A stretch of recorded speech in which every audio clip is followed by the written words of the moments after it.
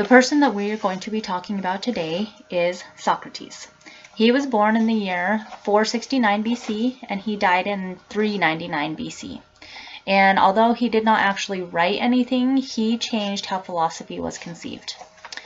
All of the information that we do have on Socrates is secondhand, and most of it is disputed. He was convicted and executed on the charge of irreverence towards the gods. Socrates adamantly insisted that he was not a teacher and refused all of his life to take money for what he did. Instead, he helped others recognize on their own what is real, true, and good. A new approach to education is what it was called. Socrates was usually found in the marketplace talking to any kind of person, young, old, rich, poor, virtually anyone that he could persuade to join him in his question and answer mode of probing serious matters. So basically a debate on serious matters. He also said the unexamined life is not worth living for a human being. He said that at his trial. The Socratic problem is people wrote about Socrates whose accounts so differently on crucial areas. This leads us to wonder if any of them are accurate representations of Socrates. There is and always will be a Socratic problem. Socrates was also widely considered controversial in his native Athens. The three primary sources for the information that we do have on Socrates, the first is Aristophanes. This is the earliest extant source, and the only one to claim to have known Socrates in his early years. He is a playwright, and he wrote several plays, one of which was named Clouds, where he makes jokes about Socrates. Socrates calls Aristophanes more dangerous than the three men who brought charges against him in the year 399 BC, because Aristophanes had poisoned the minds of men while they were young through his plays. Another source for the historical Socrates is the soldier/historian Xenophon. Xenophon says explicitly of Socrates, "I was never acquainted with anyone who took greater care to find out what each of his companions knew." Although it states that Xenophon's memoirs are pastiches, several of which simply could not have occurred as presented, meaning we don't really know if they happened, and this is true for every one of them.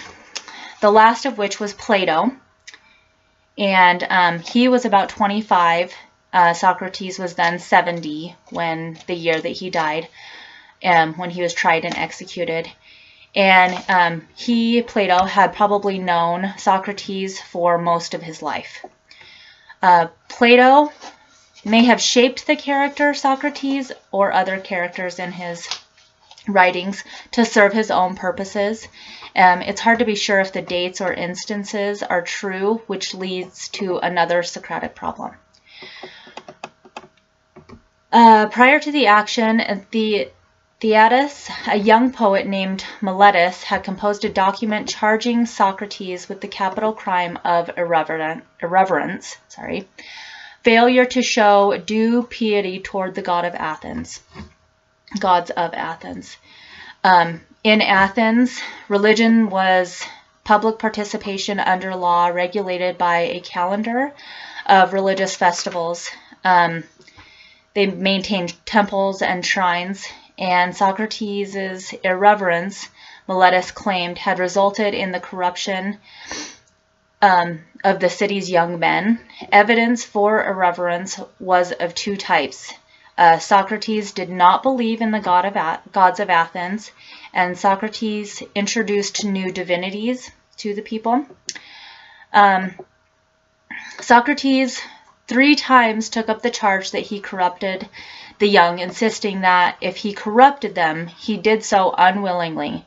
But if he did so unwillingly, he should be instructed, not prosecuted. The jury still found him guilty, and a day or two before the end, Socrates' childhood friend Crito tried to persuade him to escape. but Socrates said that he listens to nothing but the argument that on reflection seems best, and that neither to do wrong or to return a wrong is ever right, not ever to injure in return for an injury received, not even under the threat of death, not even for one's family. And he confirmed that by doing this, the jury's judgment that he was a corrupter of the young and brought shame to his family and friends. On his last day, Socrates spent the day in conversation, defending the soul's immortality and warning his companions not to restrain themselves in argument.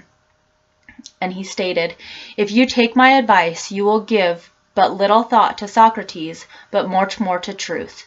And if you think that what I say is true, agree with me. If not, oppose it with every argument." On the other hand, he warned them sternly to restrain their emotions, keep quiet, and control yourselves. This meaning of his death, I assume.